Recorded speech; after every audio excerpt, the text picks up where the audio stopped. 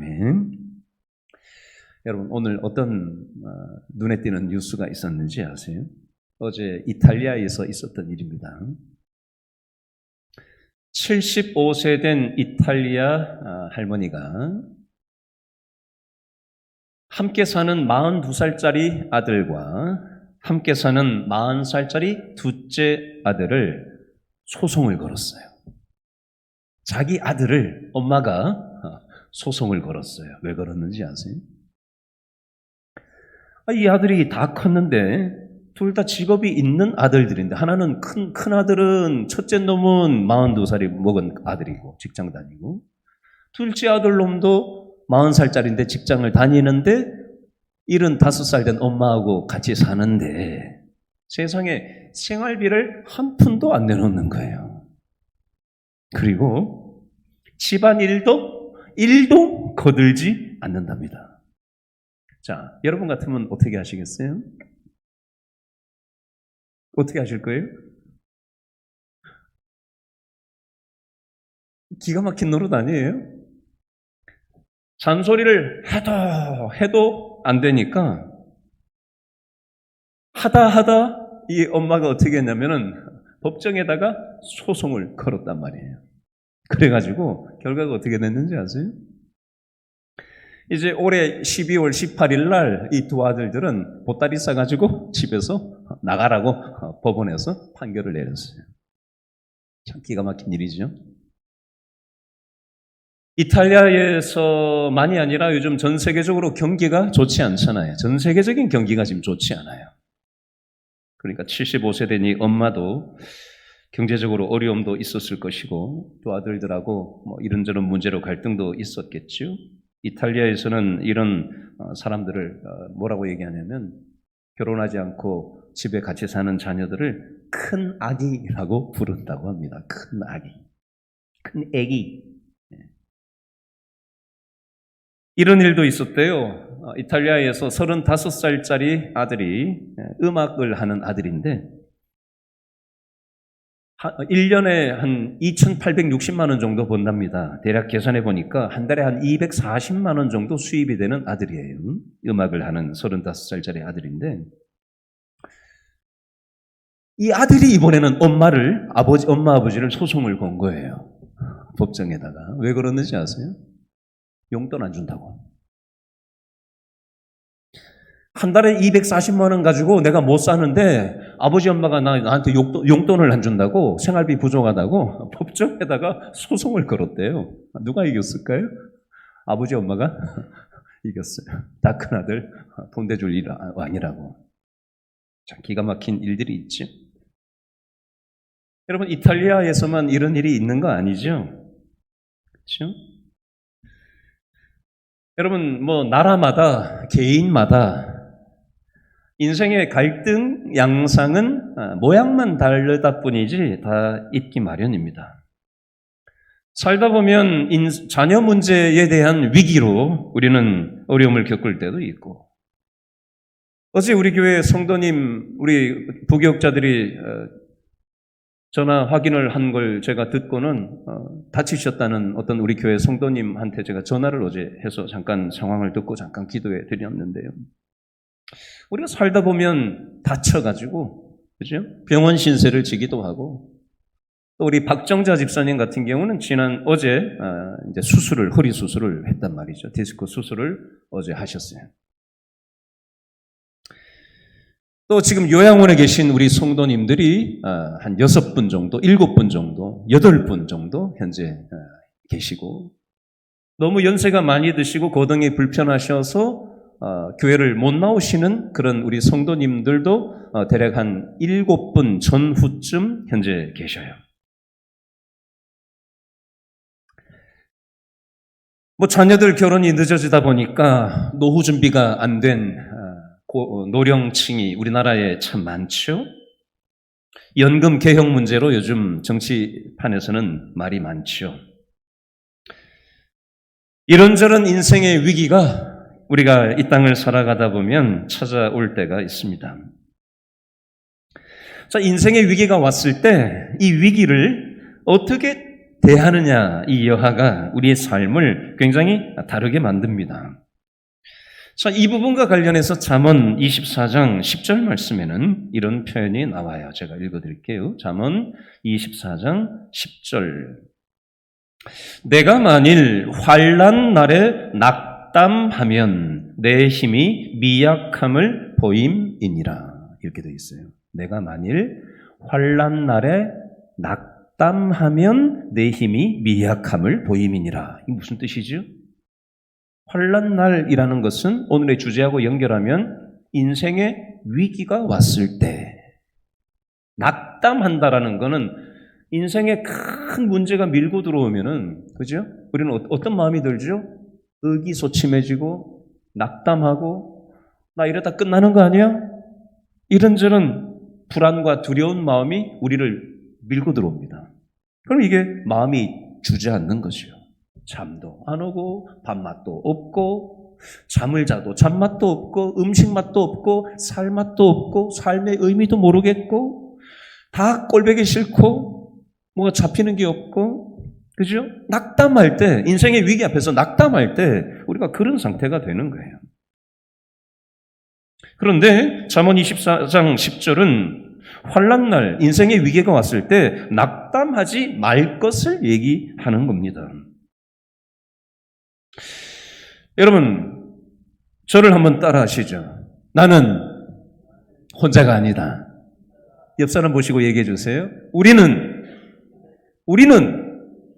혼자가 아니다. 왜요? 내 옆에 누가 있기 때문에? 물론 그것도 있지만 우리에게 누가 계세요? 하나님이 계시기 때문에 우리는 혼자가 아니에요. 여러분, 내 옆에 있는 사람도 별 도움이 안 될 때가 많아요. 그죠? 때로는 내 옆에 있는 사람이 힘이 돼줄 때도 있지만 배우자가 힘이 돼줄 때가 있고 자식이 힘이 돼주고 형제가 힘이 돼주고 교회 식구가 힘이 돼줄 때도 물론 있지만 인력으로는 한계가 있어요. 그렇기 때문에 우리는 혼자가 아니다라는 말에는 인간관계를 인맥을 튼실하게 한다, 이거 가지고는 안 돼요. 하나님이 계셔야 우리는 힘을 받는 인생이 될 수 있습니다. 낙심하지 않고 다시 한번 믿음으로 고백합니다. 나는 혼자가 아니다. 왜요? 하나님이 나와 함께 하시니까. 아셨죠? 아멘? 이거 붙잡아야 돼요.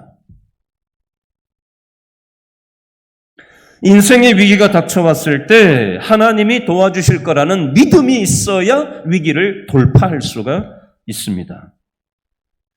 영국의 유명한 설교자인 찰스 스펄전 목사님은 이런 유명한 말을 남겼어요. 저를 한번 따라하시죠. 인간의 마지막은 하나님의 시작이다. 이런 것 좀 써놓으세요. 인간의 마지막은 하나님의 시작이다. 여러분, 우리는 인생의 위기를 맞닥뜨리면 당황해요. 낙담해요. 마지막이라는 생각, 끝장이라는 생각이 들어요. 그런데 이때가 바로 하나님이 일하실 기회가 된다라는 겁니다. 여러분, 교회 다닌다고 해가지고 인생의 위기가 피해가나요? 돌아가나요? 아니에요. 교회 다니든 교회 안 다니든 인생의 위기를 피해갈 수는 없는 겁니다. 인생의 위기가 왔을 때 우리는 어떻게 태도를 취해야 돼요? 나는 혼자가 아니다. 하나님이 나와 함께 하신다. 이 위기는 하나님이 일하실 기회다. 라는 믿음의 태도로 우리가 대할 필요가 있다라는 겁니다.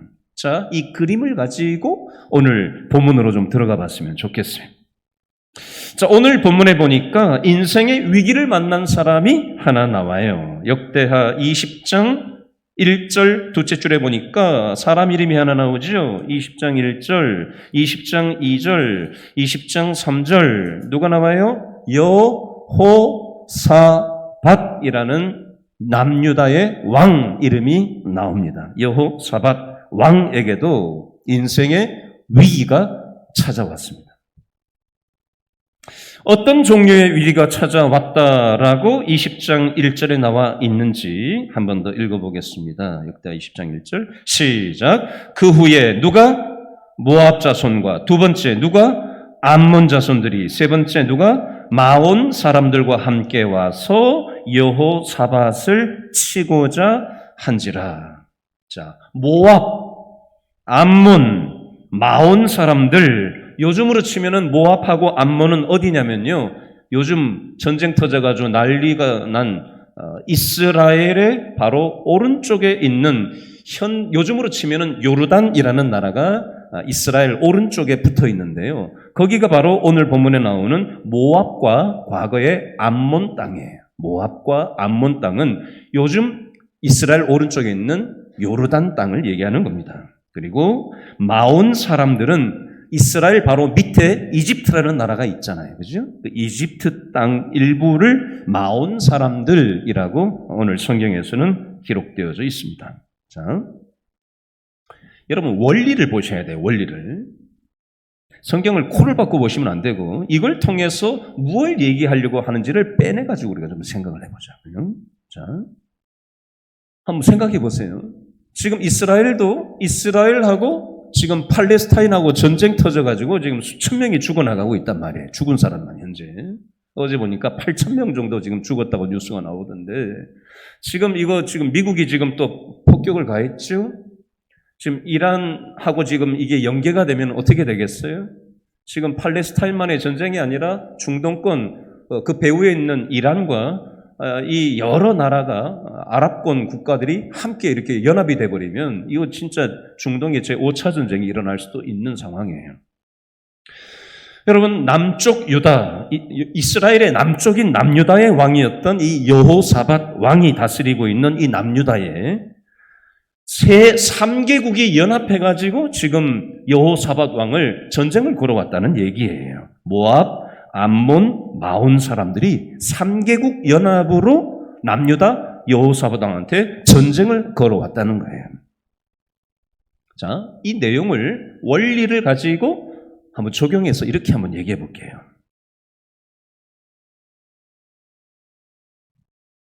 여러분, 인생의 위기를 지금 여호사밧 왕이 한 개도 아니고 두 개도 아니고 세 개를 맞고 있어요. 여러분 우리 살다 보면 인생의 위기를 자식 문제가 위기로 터질 때가 있고 그렇죠? 안 그래도 자식 문제 터져가지고 죽을 맛인데 건강의 문제가 또 위기로 또 함께 동반해서 연합해서 터져버렸어요. 그런데 돈 문제가 동반해서 연합해서 또 터져버렸어요. 이게 사람 살겠어요, 이거?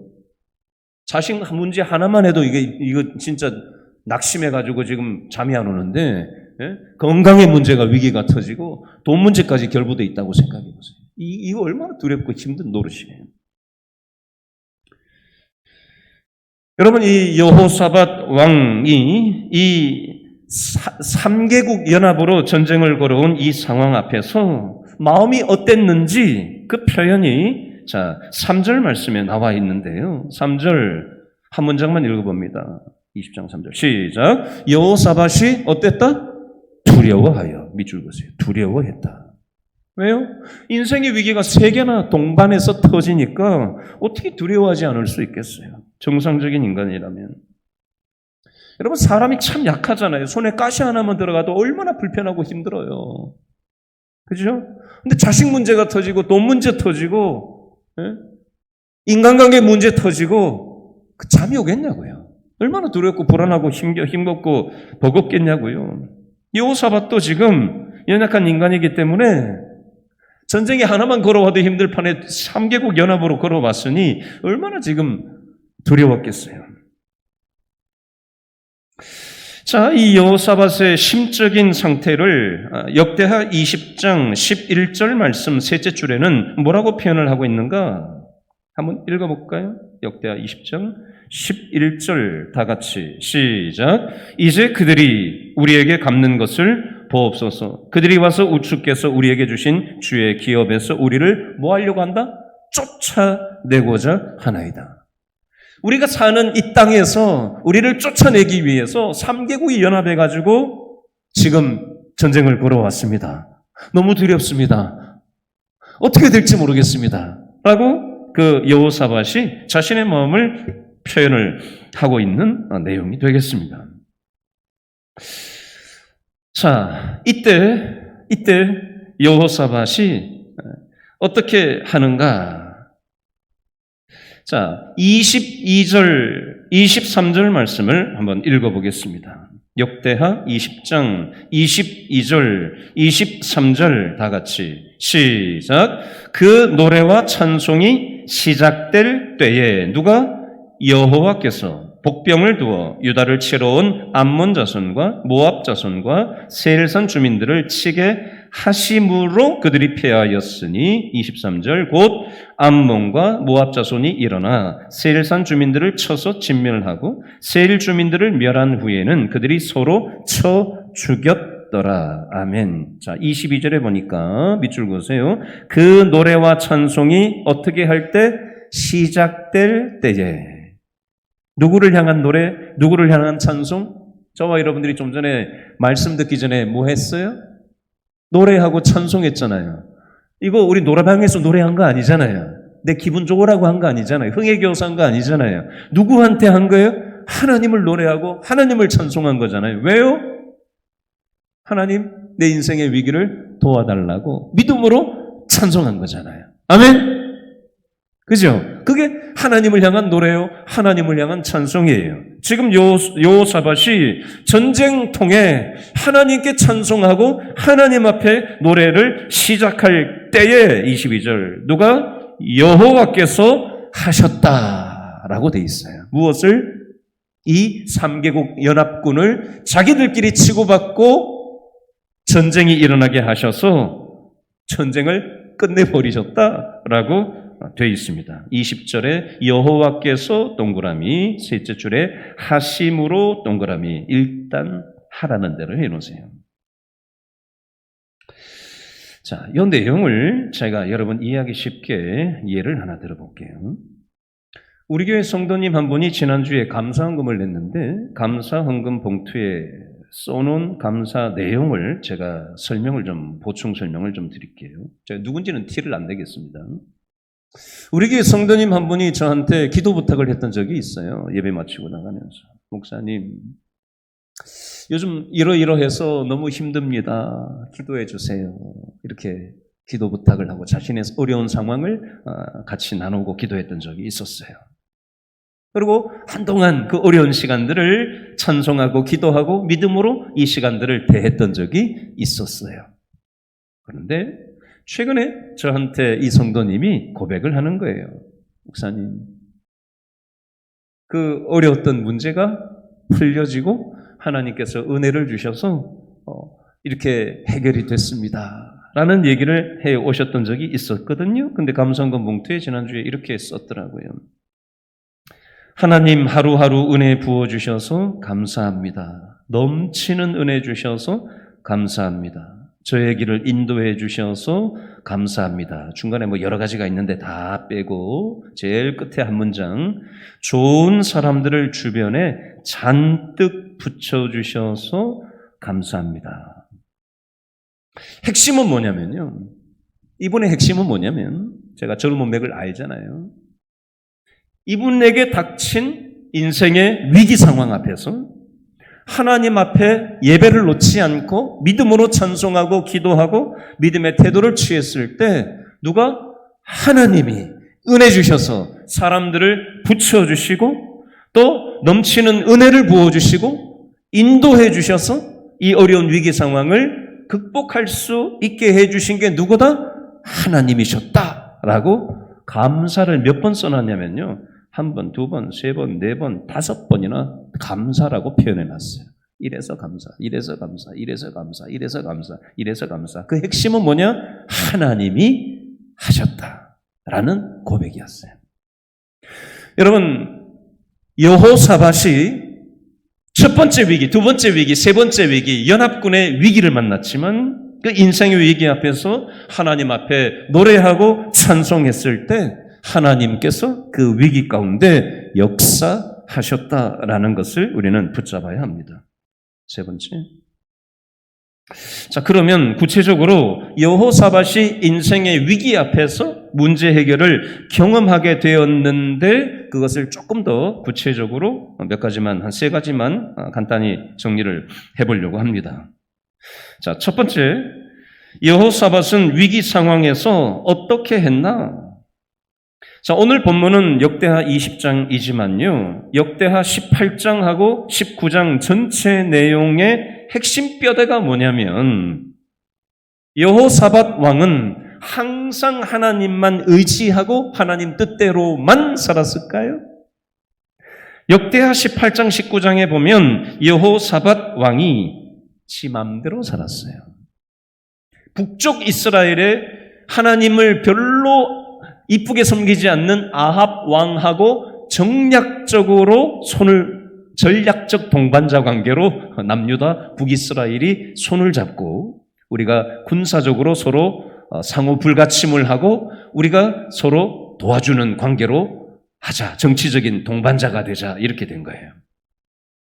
하나님께 이 나라를 맡긴 게 아니라 북이스라엘의 아합 왕과 인간적인 전략적인 동반자 관계를 안보적으로 정략적으로 맺게 됩니다. 이것은 믿음의 태도가 아니었어요.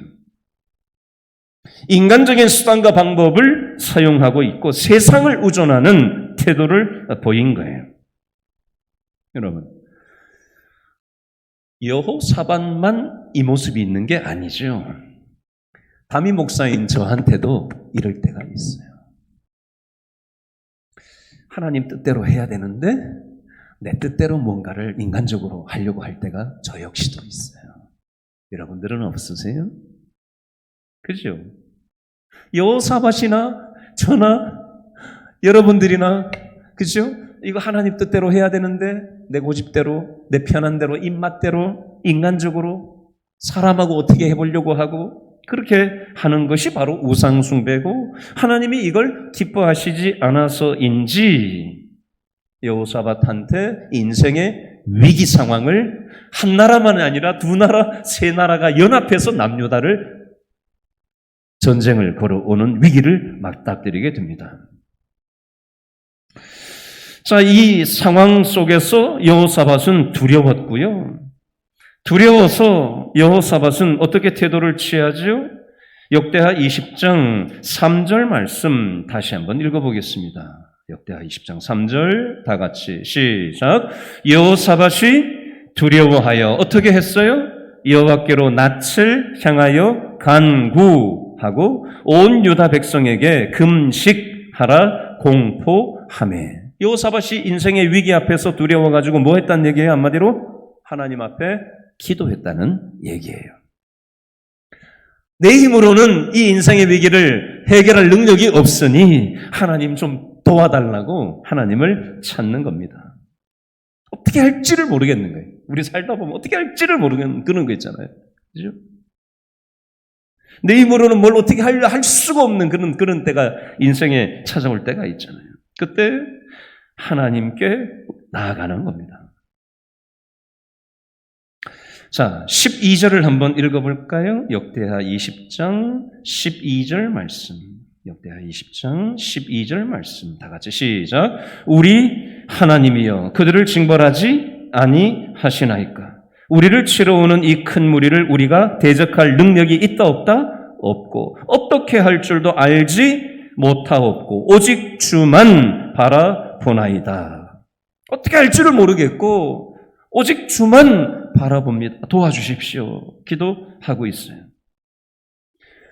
여러분, 바다에 배가 출항을 했다가 폭풍이 몰려들면은 배가 어떻게 해야 돼요?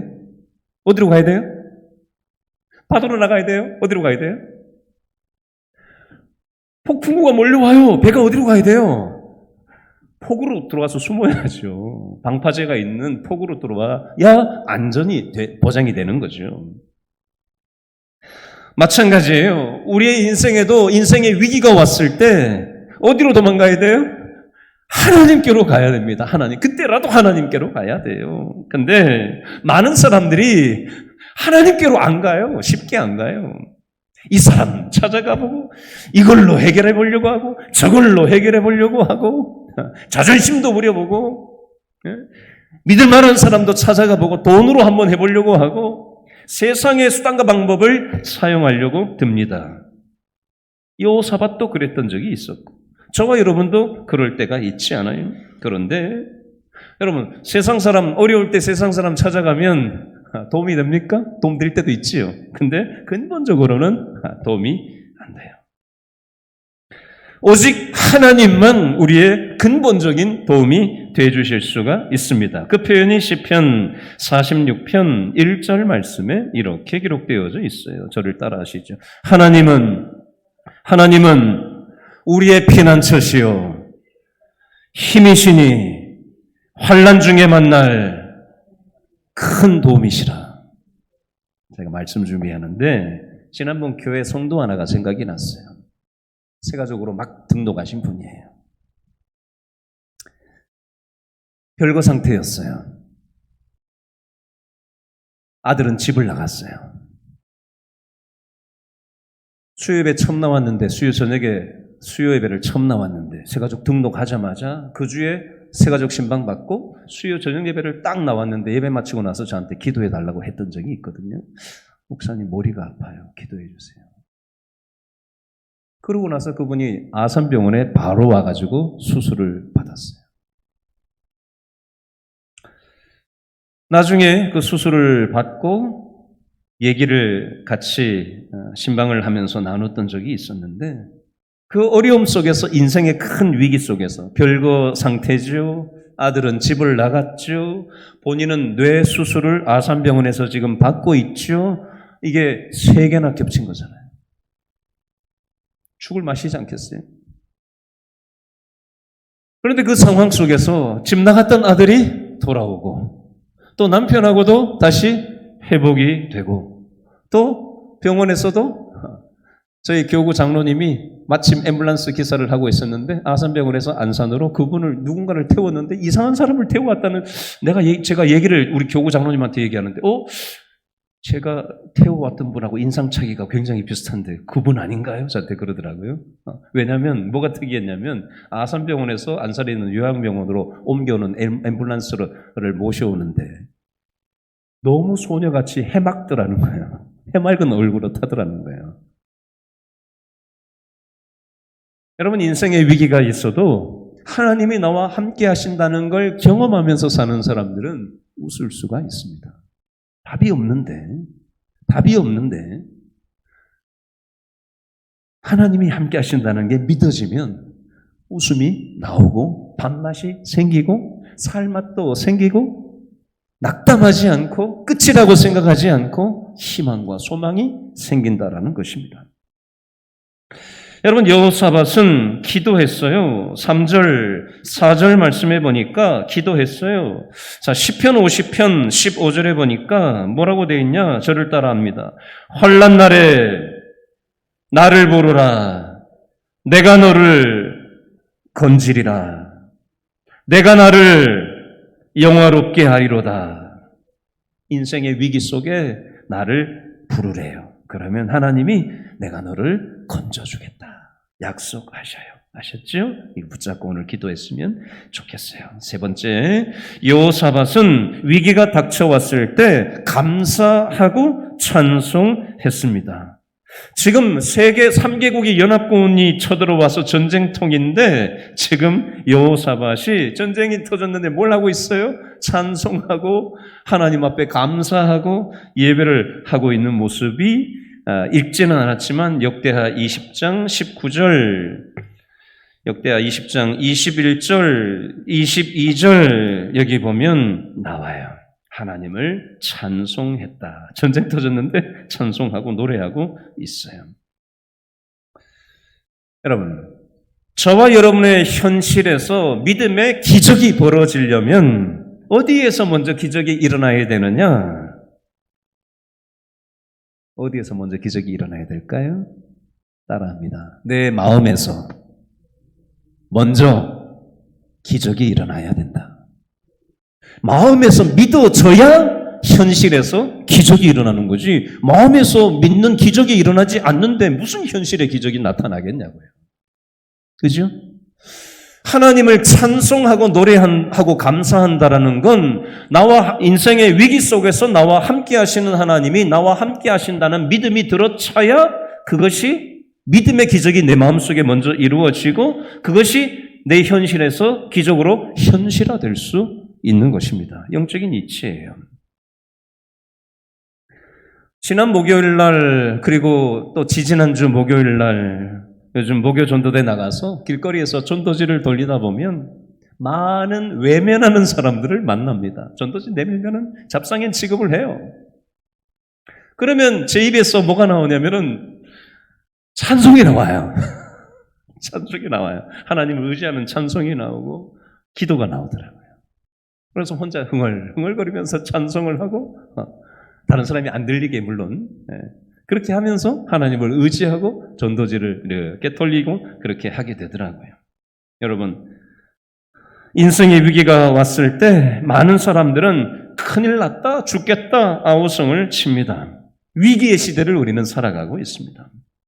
그러나 위기가 왔을 때 두려워하지 말고 위기는 하나님을 경험할 수 있는 기회다라는 사실을 우리가 생각하고 하나님 앞에 우리의 이런저런 인생의 위기를 맡기고 기도하고 내 마음으로 믿어서 우리의 삶의 현실 속에서 하나님의 일하시는 일을 기적을 현실화할 수 있는 저와 여러분 다 될 수 있기를 바랍니다.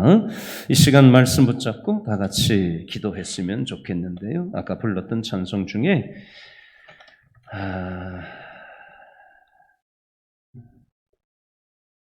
죄에서 자유를 얻게 하는 이 찬송 한번 우리 빠른 템포로 우리 박수 치면서 한번 찬송하고 우리 기도할 수 있었으면 좋겠습니다.